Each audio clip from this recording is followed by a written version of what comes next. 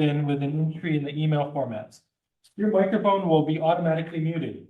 When the chairperson asks for public testimony, you may click the raise hand button, which is under React. So the React button at the top bottom of your screen. You may click the raise hand button on your Zoom screen to indicate that you wish to testify about the agenda item. The chairperson will individually enable each testifier to unmute their microphone. When recognized by the chair, please unmute your microphone before speaking and mute your microphone after you speak. If you cannot get internet access, you may get audio-only access by calling the Zoom phone number listed at the top of the agenda. Upon dialing the number, you'll be prompted to enter a meeting ID, which is also listed at the top of the agenda. After entering the meeting ID, you'll be asked to either enter your panelist number or wait to be admitted into the meeting. You will not have a panelist number if you are a guest, so please wait until you are admitted into the meeting. When the chairperson asks for public testimony, you may indicate you want to testify by entering star and the number 9 on your phone keypad. After entering star and 9, a voice prompt will let you know that the host of the meeting has been notified. When recognized by the chairperson, you may unmute yourself by pressing star and 6 on your phone. A voice prompt will let you know that you are unmuted. Once you are finished speaking, please enter star and 6 again to mute yourself. For both internet and phone access, when testifying, you will be asked to identify yourself and any organization that you represent. Each testifier will be limited to 5 minutes of testimony per agenda item. If connection to the meeting is lost for more than 30 minutes, the meeting will be continued on a specific date and time. The information will be provided at the board's website. Instructions to attend State of Hawaii virtual board meetings may also be found on the state's website. Okay. Okay, 9:04, calling meeting to order. Chair's report. Let's see if Mark, you want to give a report on what we did last week? Last week, we were in Chicago at the NABP headquarters, and we were participating in an item writing session where we were writing questions for the MPJE. So it was Wednesday, Thursday, Friday that we were there. And so those questions now will go to the MRC meeting in June for revision and structure and that sort of thing. And then in the fall, there'll be another NABP meeting where states will choose those questions to be added to their exam pool for the MPJE. Exciting. So next time, more volunteers. Other than that, I don't have any announcements. Next item would be approval of minutes. Can I get a motion to, I'm going to defer to November 21st, but can I get a motion for December 21st and February 27th? The only thing I have was, do we? Okay. Yeah, okay. I wasn't in that meeting, so I don't know if I can vote on that. Which one? Last or The December meeting? Okay, so Mark, I wasn't. Yeah, you can vote on that. It's not an issue if you weren't there. Okay, But if you don't, comfortable. Yeah, I don't know what was said, so. Okay, Mark and Catalina both weren't there. okay, so we can put that on the next agenda. If they Okay, don't so feel let's comfortable. defer that one. Because then Brandon will be back by then. Okay, so February 27th, we're just gonna make some technical changes and then hoping to approve last meeting. Were I you moved here? to approve last meeting. Oh, second. Yeah, all in favor? Aye. Okay. Aye. EO report, James. I have no report this month. Thank you for the opportunity. We can move on to legislation. I don't know if that's great. Okay, well, this will be my last meeting. We will be looking to, there'll be someone taking over for me for the next meeting, so that is all I have to report. 2025 ledge session. James, wanna go for bills? Yeah, I can just go and provide the latest updates for each of the bills. So we'll start with HB 72, which is related to pharmacy. This requires pharmacy technicians to be registered and imposes a duty on the PICs or pharmacists in charge to report violations conducted by the pharmacy technicians. This also specifies that supervising registered pharmacists are responsible for the actions of the registered technicians and pharmacy interns.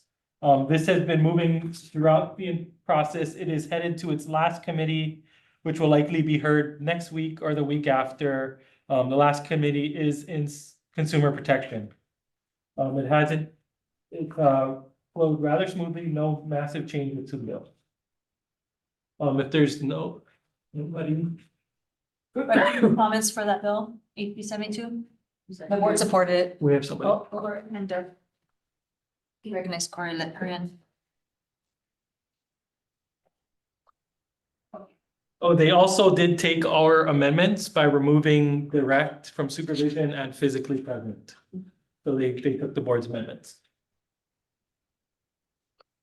Hey, good morning, you all. Can you hear me? Yep.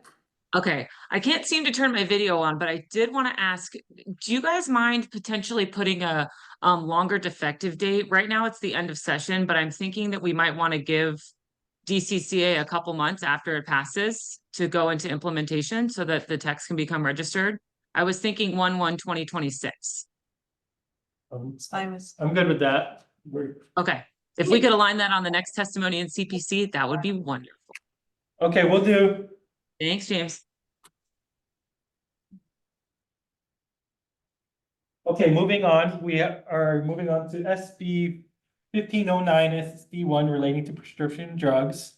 This requires health insurers and pharmacy benefit managers to reduce an enrollee's defined cost sharing for a prescription drug by a price amount equal to at least 100% of all rebates, or to be received in connection with the dispensing or administration of prescription drugs.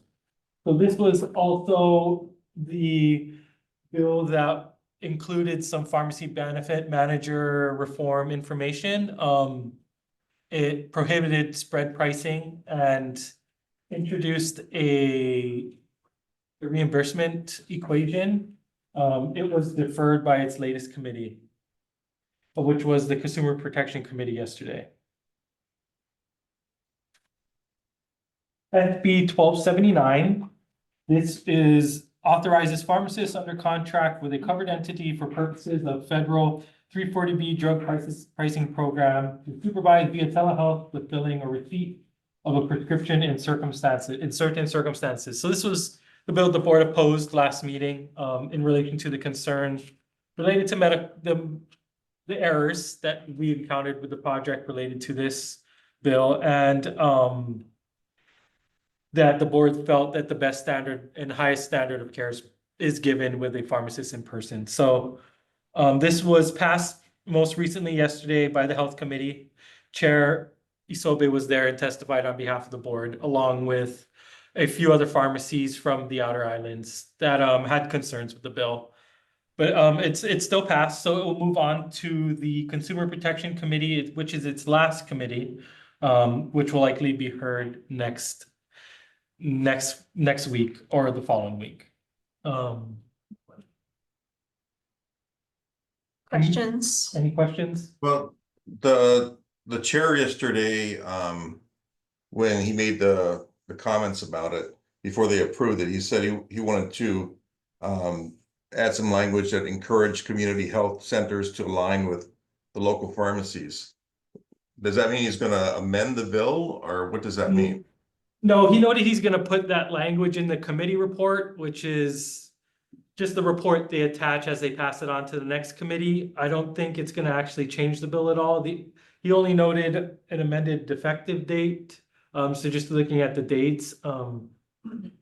But as far as in relation to the bill itself and how it pertains to telehealth, it will continue as is. And he noted that in the committee report, like you said, he will be urging the federally qualified health centers to work with their area pharmacies. So I don't think we'll see that anywhere in the bill, but that's what that's his comments really. Okay. So, we'll submit testimony again for whenever this next one comes up. I assume we can get that ready before. Have it ready to go. Okay. We're still posing. Unanimously approved. Yes. HB 712 which is the next bill, which prohibits drug manufacturers and wholesale distributors from restricting or denying access to pharmacies contracted with 340B covered entities to purchase 340B drugs at a discounted price under the federal 340B drug pricing program. It also imposes civil penalties for engaging in unfair or deceptive acts or practice in conduct of any trade or commerce. So this bill has heard and is moving. It will next go to Ways and Means and Judiciary. So that will likely be not next week, but towards the end of this portion of the legislature when the Ways and Means and Judiciary get together. Then lastly, in relation to HB 951, which allows a patient seen in person by another healthcare provider in the same medical group as the prescribing physician to be prescribed an opiate for less than 3-day supply or less via telehealth. It heads to its last committee, which is the Consumer Protection Committee. I did request clarification in regards to how it applied to pharmacists, but I did not get a response. I will continue to ask and try and get more clarification for you all and keep you guys in the loop if I hear anything. So that is it for legislation. Anything that I didn't mention has either been deferred or wasn't heard by its committees, so it will come back up next session. But as far as it pertains to this session, it is effectively done. Questions? Comments? Nope. Corey? All right. NED. Oh, there's a hand up. Oh, there is a hand. Okay, Corey. Sorry, I keep losing the raise my hand button.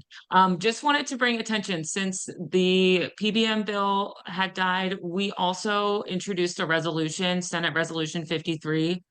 It's been scheduled for a hearing. It was scheduled yesterday. I believe it's for the 24th, next Monday. But you guys are included in that working group. So it calls for a PBM working group during the off session. We wanted to get all the state stakeholders in one place to come up with hopefully some consensus on a bill in 2026 related to PBM reform.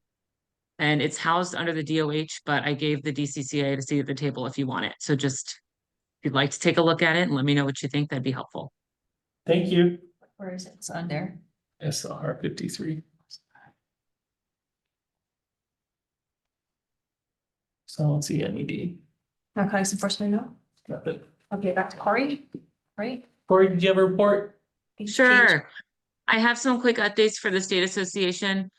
We have our advocacy day at the Capitol today. So this is the first time we've done this in years. So if any of you are around the area, feel free to stop by. We'll be there from 11 to 3. We'll have some lunch for anyone who wants to stop in. Some of the UH students will be doing some health screenings, and then we'll be meeting with the legislators to move forward the initiatives that are still moving. And then our annual meeting is Saturday, April 12th. So we've settled on a keynote speaker that I'll have to actually do with PBM reform. They'll be virtually presenting from the National Community Pharmacists Association. And other than that, that's all I've got. And James, we're sad we won't get to work with you much longer. Thanks, Corey. But it's been such a pleasure. Thanks for all you've done. Okay, anything else from, because we're gonna move to applications, right? Anything else from you guys? Nope. Okay, so next section's on applications. Can I get a motion to move to executive session so that we can discuss, to consider and evaluate personal information relating to individuals applying for professional or vocational licenses cited in section 26(9) or both, and to consult with the board's attorney on questions and issues pertaining to the board's powers, duties, privileges, immunities, and liabilities. Can I get a motion, please? I so move. Can I get a second? Mark, second. Mark, second. All in favor, aye. Okay, move to move to executive session. Hey, just so you guys know, the next meeting, April 17th, as long as we can find an EO by then. So just watch the website. Thank you. Thanks for coming. Yeah. Text you. Bye.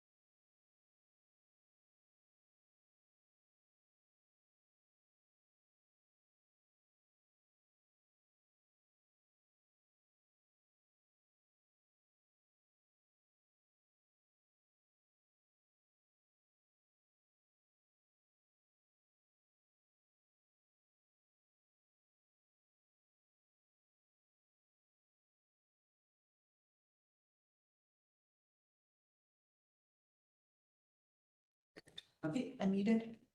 So back at midnight on Friday. Saturday, I stayed in my pajamas. Okay. Everybody knows that now. Yeah, oh, sorry, we're back. Okay, so, can I get a motion regarding the applications? Very much approve Approve what? of applications and ratification lists. Except for, we're gonna defer PRXP till next meeting, yeah? Yep. Yes, Caroline's motion second. I'll second. All in favor? Aye. Mark? Aye, okay. Next meeting, April Sorry, I was 17th. muted. Aye. Okay, thank you. We saw you nodding. Next meeting, April 17th, hopefully, if we have, staff to do that, can I find out who can make it? Because we are quorum, we need quorum. You said you're okay? I can, but if it's canceled, I would like to know ASAP. Yeah, so you can schedule. We should, you know. I You know? can, yeah, but- Okay, would we know before the end of the month? Yeah, I'll Okay. keep some kind of indication for you guys, because packets have to go out pretty soon after, in the beginning of the month. Yeah, okay, so everyone's available. Mark, you're available? I am. So we barely have quorum. Brandon said he was available for next one, so then we'd have 5. Okay, Okay, all right, April 17th at 9. Hopefully in this room, if this building is still open. Yep. Okay, anything else? Anything from the audience? Nothing? Okay, meeting adjourned 9:35. That's short, but not a record. You have fast.